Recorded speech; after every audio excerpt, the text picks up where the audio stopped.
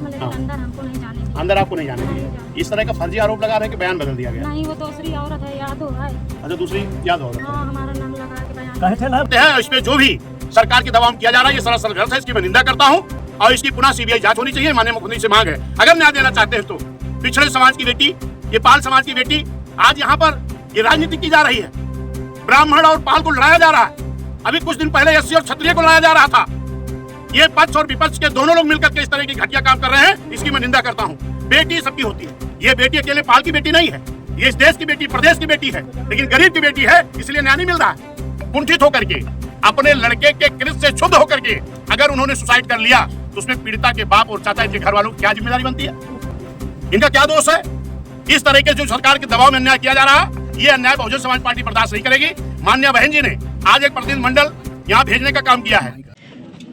बिटिया, कैसे क्या हो बेटा, बताओ थोड़ा। धन्नो हमका पिया रहा था, मैं हाथ डाल रहा था, गंदे गंदे वीडियो दिखा रहा था। अच्छा बेटा, जब कोर्ट में ले गए थे तो वहाँ क्या बयान पूछे थे आपसे? इंग्लिश बोल रहे थे। सुन रहे हो ना आप लोग, इंग्लिश में पूछ रहे थे।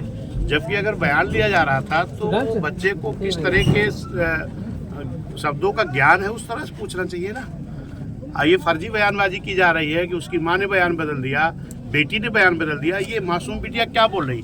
ये इंग्लिश में पूछा जा रहा था।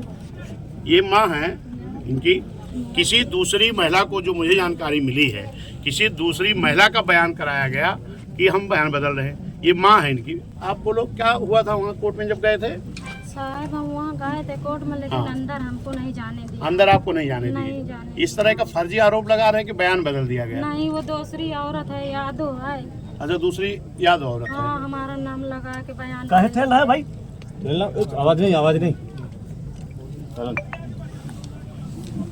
देख लिए ना आप लोग हैं? चलो और आप लोग पूछो।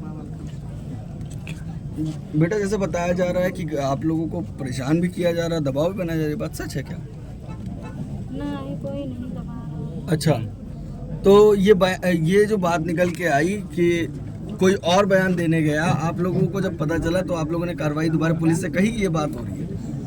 नहीं, इस कार्रवाई सब बयान तो देने बिटिया गई थी। अच्छा, अब क्या क्वेश्चन कर रहे हैं? बयान बिटिया दे के कोर्ट में आई है, लेकिन वो गलत तरीके से किसी दूसरी महिला का बयान वीडियो बना करके वायरल किया जा रहा है कि उसकी माँ कह रही मेरे बेटे के साथ कुछ नहीं हुआ, जबकि उसकी माँ ये है जो यहाँ इनके घर में बैठा हूँ, और ये बेटी कह रही है कि मेरे साथ क्या हुआ ये बेटी ने बताया है। लेकिन कोर्ट का जो बयान बताया जा रहा है, जिस बयान पर पॉस्को एक्ट की धारा हटाई गई, क्यों बोलते हो भाई? जो पॉस्को एक्ट की धारा लगाई गई थी, जब इस बेटी के साथ 28 तारीख को 2 बजे के समय दिन में ये घटना हुई, तो इनके माँ बाप गए हैं थाने पर, और थाने पर जब सूचना दिए तो जो पुलिस वालों को सही लगा, पुलिस वालों ने जो जांच किया, जांच के आधार पर पुलिस वालों ने, यहाँ की जो पुलिस थी, वो पॉस्को एक्ट की धारा लगाए, और इसके साथ जो कृत्य किया गया था उसके ऊपर धारा लगी, और वो जेल गए। कौन? जो मुलजिम थे। फिर मुलजिम को किस आधार पर पॉस्को एक्ट की धारा हटाई गई, किस मुलजिम पर रिहा कर दिया गया, उसका आधार यही मान रहे हैं कि कोर्ट पर बयान दिया, जबकि ये बेटी आपके सामने है। बेटी कह रही है कि कोर्ट में जो बयान मुझसे लिया गया वो इंग्लिश में लिया गया, और इस बेटी को इंग्लिश का ज्ञान नहीं है। तो मैं इसके लिए चाहूंगा कि पुनः जो 164 का बयान कोर्ट पे हुआ है, मैं चाहूंगा पुनः बयान कराया जाए, क्योंकि बेटी इतनी छोटी है, ये जिस तरह से दबाव में है, फिर भी बेटी सही शब्द जो है वो बोल रही है। और जब दोबारा बयान हो तो इनकी माँ भी रहे सामने, और जिस शब्द को समझती है बिटिया, उस शब्द में बयान लेना चाहिए। और इस तरीके से जो सरकार के दबाव में मुकदमा उठा लिया गया और उनके रिहा कर दिया गया, और आज मैं ये देख रहा हूँ कि बेटी, पापा कहाँ है आपके? बताओ, जो पीड़ित है इन्हीं बेटी के बाप को जेल भेज दिया गया। और जेल किसको भेजा गया है? प्रधान जी के भाई को भेज दिया गया, इनके चाचा को भेज दिया गया। ये मैं जीवन की पहली घटना देख रहा हूँ कि जो पीड़िता हो उसको जेल भेजा जाए, और एक तरफ भारतीय जनता पार्टी के बड़े बड़े नेता मुलजिम को छुड़ाने में पूरा सहयोग किए हैं, धारा हटवाने में पूरा सहयोग किए हैं। और जो पीड़िता है, बच्ची है छोटी सी, इसके पिताजी को, इसके चाचा को और गांव के जो इसके एक चाचा लगते हैं, प्रधान जी के भाई हैं, उनको जेल में भेजा गया है। और जो प्रधान जी के ऊपर ये कहा जा रहा है कि इनाम घोषित कर दिया गया, और इनाम घोषित करने के बाद इनकाउंटर का आदेश हो गया, जबकि प्रधान जी यहाँ थे नहीं, पानीपत में थे।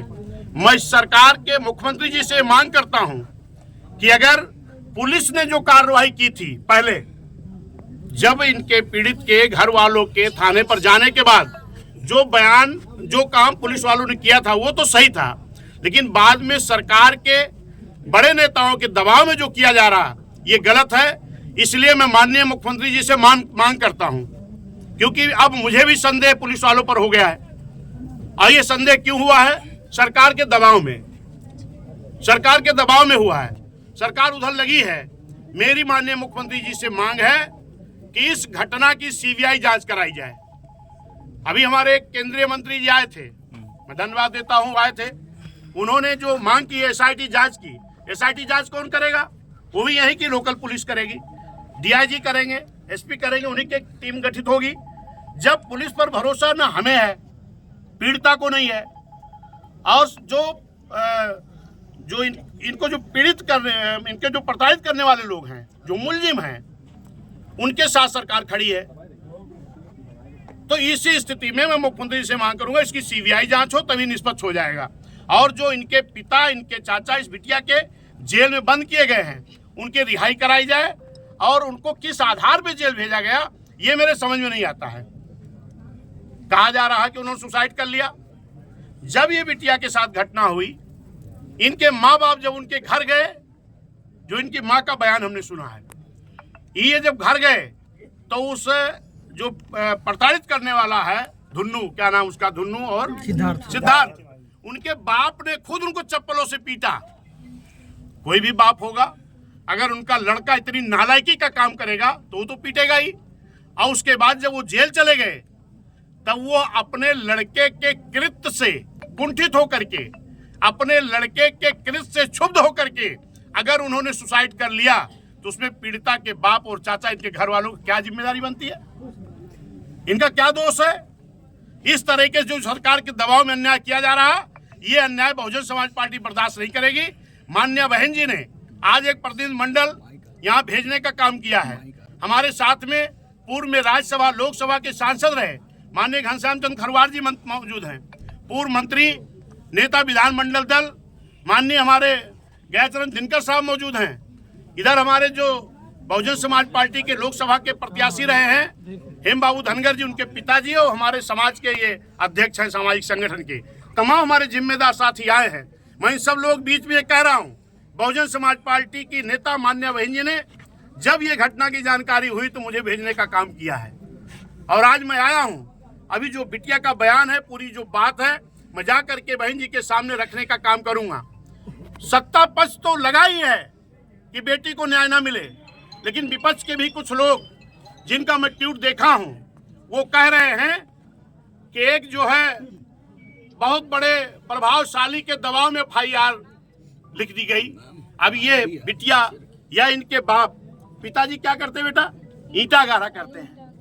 अब ईंटा गारा करने वाले व्यक्ति का कितना बड़ा दबाव था जो फर्जी लिखा गया, ये सब सत्य है। और इस पे जो भी सरकार के दबाव में किया जा रहा है ये सरासर गलत है, इसकी मैं निंदा करता हूं।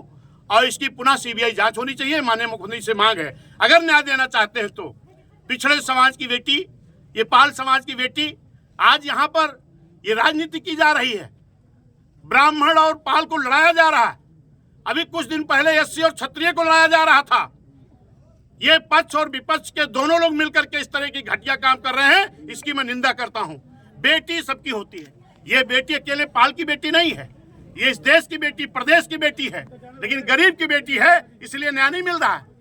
और इसके न्याय के लिए हम और हमारी नेता मान्य बहन जी बहुजन समाज पार्टी पूरी तरह इसको मदद के लिए लड़ने के लिए तैयार है। जिलाध्यक्ष जी कहाँ हमारे?